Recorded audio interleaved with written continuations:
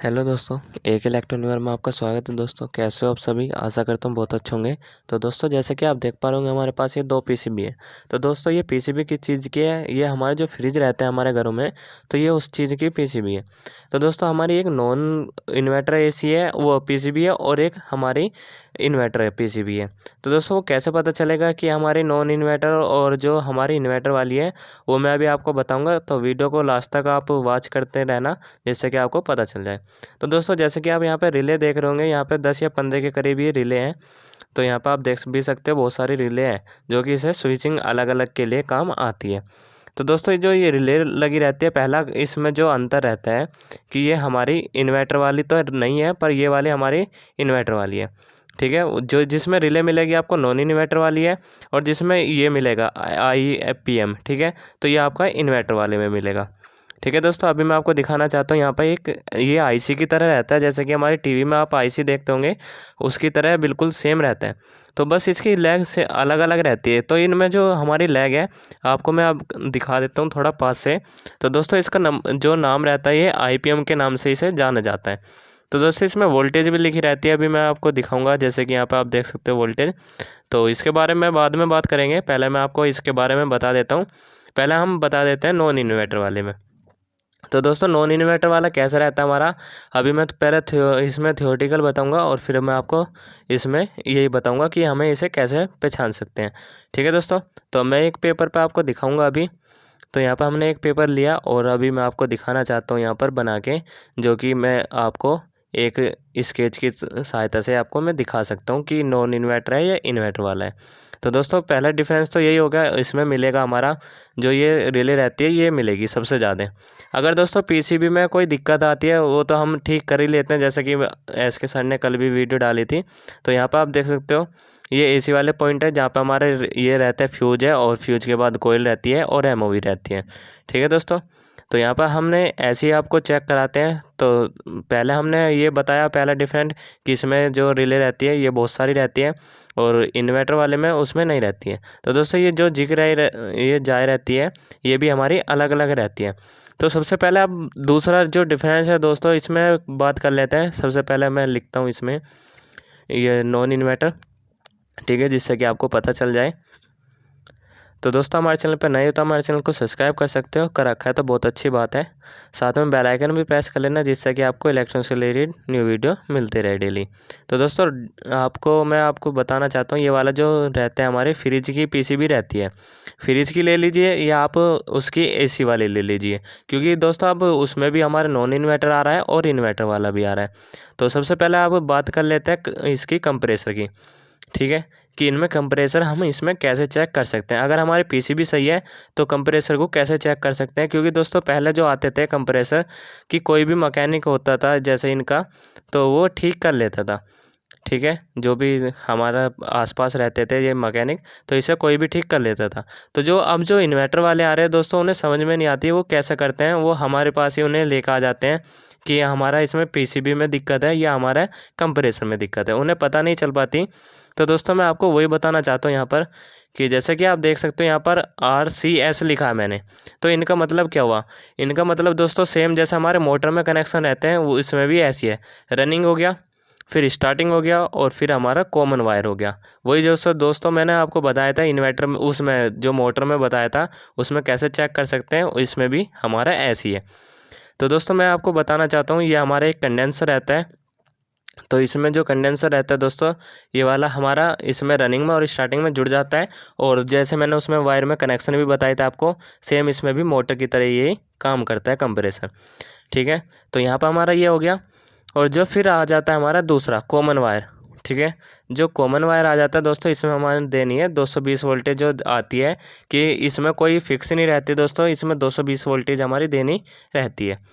तो मैं आपको बताना चाहता हूँ दोस्तों इसमें एक आपको ये जो कंप्रेसर रहता है ये काम भी ऐसे करता है सेम जैसे मोटर करता है, सेम इसमें भी बूस्ट मिल सकते हैं या आपको इसमें वो मिल सकते हैं बैरिंग। ठीक है दोस्तों, एक यहाँ पर हमारा रहता है, अभी मैं आपको दिखाना चाहता हूँ। यहाँ पर हमारा एक टेम्परेचर के लिए हमारा यहाँ पर रहता है। ठीक है, जो हमारा कोयल के उस पर अब आपने देखा होगा कि आपके पास कोई भी मोटर आता है तो उस पर हमारा ये सेंसर की तरह रहता है दोस्तों, एक जैसे कि हमारे टेम्परेचर के लिए अप डाउन करने के लिए रहता है, ठीक है। तो आप इसे सेंसर भी बोल सकते हैं, या आप इसे जो मैं आपको अभी बताना चाहता हूँ, या आप इसे थर्मोस्टेट भी बोल सकते हो, ठीक है। ये हमारा थर्मोस्टेट कैसा रहता है दोस्तों, कि हमने पहले पीसीबी में भी आपको दिखाया था, सेंसर की तरह ही काम करता है। जैसे कि सेंसर रहता है, अगर हमारा ये जो अंदर की साइड रहता है कंप्रेसर में, वो तो दोस्तों गर्म करने के लिए रहता है, और जो ये बाहर के लिए रहता है दोस्तों, ये हमारा ठंडा करने के लिए रहता है, जैसे कि हमारा कितने पे कट मार रहा है और कितने पे नहीं। क्योंकि दोस्तों जो ये नॉन इन्वर्टर वाले में रहता है, जो थर्मोस्टेट जो रहते हैं दोस्तों कोल्ड वाले, और इसमें गर्म वाला, तो दोस्तों गर्म वाला तो आपका अंदर ही काम करेगा, और जो ये ठंडा वाला है आपका, जो बाहर ये हमारे फ्रिज में रहता है कि हमारे इतने लीटर का फ्रिज है, 10 लीटर का या 20 का, उसका ज़्यादा ही रहते हैं दोस्तों। ये तो हमारे 10 तो मैं कम ही बता रहा हूँ, बहुत कम। तो ये हमारे 200 लीटर तक रहते हैं, ठीक है। तो ये थर्मोस्टेट रहते हैं दो, तो एक तो हमारा गर्म का रहता है और एक ठंडा का रहता है। तो जो दोनों जो ये हमारे थर्मोस्टेट जो रहते हैं, एक हमारे ठंडे पे काम करता है और एक हमारा गर्म पे काम करता है। तो वो कैसा करता है दोस्तों, जैसे कि हमारा ऑटोमेटिक फ्रिज चलता है, वो ऐसा हमारा काम करते हैं। तो दोस्तों इसमें कुछ ज़्यादा नहीं है, बस इस पर जिधर भी आपको लगाना हो, कंपनी की तरफ से जिधर भी आया हो, उधर ही हमारा रेगुलेटर रहता है, उससे आप उसे घुमा के उसको टेम्परेचर को सेम कर सकते हो, ठीक है।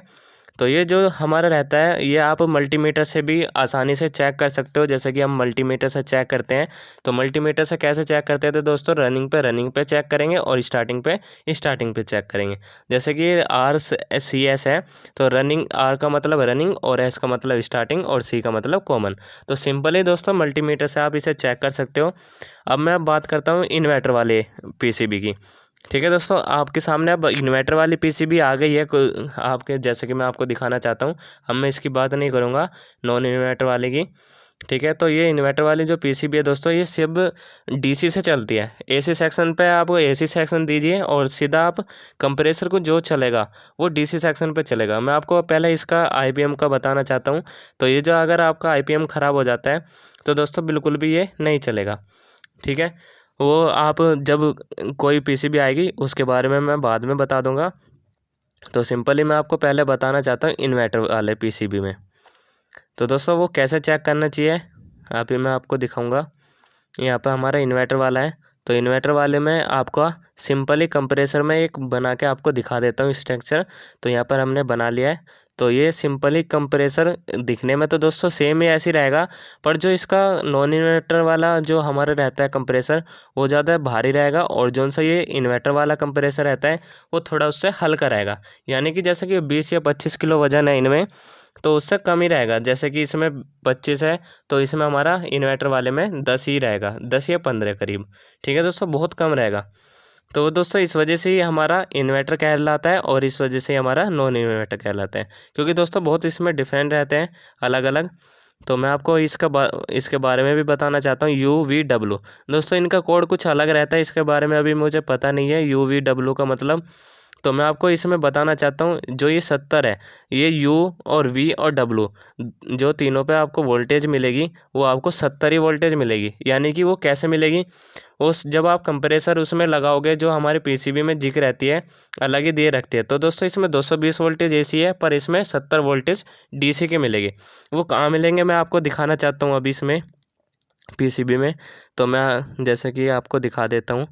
यहाँ पर हमारे जो ये पीसीबी है दोस्तों, हमारा जो आईपीएम में रहता है, तो इसके बराबर में यहाँ से AC वोल्टेज दी, यहाँ से जाएगा आईपीएम जो इसमें वोल्टेज देगा इससे अलग, यहाँ पर N और L, ठीक है दोस्तों। यहाँ पर हमारा अलग अलग है, तो यहाँ पर हम इसमें 220 वोल्टेज देंगे। उसके बारे में मैं अभी आपको बताता हूँ वो क्यों नहीं चलने का। तो कंप्रेसर, अगर हमारे तीनों वायर आपको चेक करने हो, तो यहाँ पर आपका फाइनली जब आपका कंप्रेसर लगेगा, जब आप यहाँ पे चेक कर सकते हो इन 3 पिन पे, ठीक है दोस्तों। अब मैं आपको बताना चाहता हूँ, यहाँ पर आपकी 70 वोल्टेज से मैं बिल्कुल भी आपकी अलग भी मिल सकती है, ठीक है। वो मैं आपको कह नहीं रहा हूँ कि वो अलग भी आपको वोल्टेज मिल सकती है। जितनी भी आपको ये आईपीएम देगा कंप्रेसर के लिए चलाने के लिए दोस्तों, वो अलग ही देगा। यानी कि जितनी भी वोल्टेज देगा दोस्तों, वो DC में देगा, AC में नहीं देने का, ठीक है। तो मैं आपको यहाँ पे दिखाना चाहता हूँ, इसमें वोल्टेज अलग अलग रीति इसमें लिखी रहती है कि इसमें कितनी भी वोल्टेज आपको इसे कंप्रेसर को चलाने के लिए दे रखते हैं, ठीक है। आईपीएम इसमें एक तरह की वोल्टेज ही रहती है दोस्तों, जैसे कि हमारा एक मेमोरी ऐसी रहती है, सेम ये भी ऐसी काम करता है। तो ये वोल्टेज का काम करता है दोस्तों, वो वोल्टेज कितनी भी हो सकती है आपको अंदाज़ा लगा लेना होगा। ठीक है दोस्तों, तो बिगर कंप्रेसर के आप इसे चेक नहीं कर सकते कि हमारी कितनी वोल्टेज आ रही है और कितनी नहीं। कंप्रेसर ही लगा के आप इसे चेक कर सकते हो। तो दोस्तों आईपीएम जो रहता है हमारा यही काम करता है, ठीक है, जो मैंने आपको बताया। तो दोस्तों ये आपको डीसी सेक्शन में आपको ये मिलेगी, जो डीसी की हुई है रहती है हमारी वोल्टेज, तो ये आपको डीसी में ही आपको मिलेगी, एसी में नहीं मिलेगी। क्योंकि दोस्तों ये आपको कंप्रेसर ही लगा के आप इसे चेक कर सकते हो, जैसे मैंने आपको बताया। ठीक है, तो मैं आपको दिखाना चाहता हूँ, यहाँ पर हमारा गर्म है और इसमें भी हमारा सेम ऐसे रहता है। तो इसमें भी आप इसमें जो थर्मोस्टेट रहता है सेम ऐसे रहता है, और इसमें भी ठंडा करने का और गर्म करने का भी सेम ऐसे रहता है। तो दोस्तों इसे भी आप मल्टीमीटर से चेक कर सकते हो, पर इसे एसी पे चेक कर सकते हो, इसे डीसी पे यानी कि 200 वोल्टेज पे चेक कर सकते हो। ठीक है, तो आपको डीसी पे चेक करनी है, एसी पे नहीं करनी है, क्योंकि एसी पे वोल्टेज दिखाने का नहीं। अगर आपने एसी की वोल्टेज डीसी पे चेक कर ली, आपका मल्टीमीटर भी ख़राब हो सकता है। ठीक है दोस्तों, तो हमारा डीसी जो रहती है वोल्टेज 70 वोल्टेज रहती है दोस्तों, यानी कि 200 वोल्टेज पे आप उसे चेक कर सकते हो मल्टीमीटर के। ठीक है, तो मैं आपको दिखाना चाहता हूँ दोस्तों, ये हमारे डिफरेंट रहते हैं अलग अलग। तो आई होप गाइस आपको वीडियो अच्छी लगे तो लाइक करना, शेयर करना। मिलते हैं नेक्स्ट वीडियो में। वंदे मातरम, जय हिंद।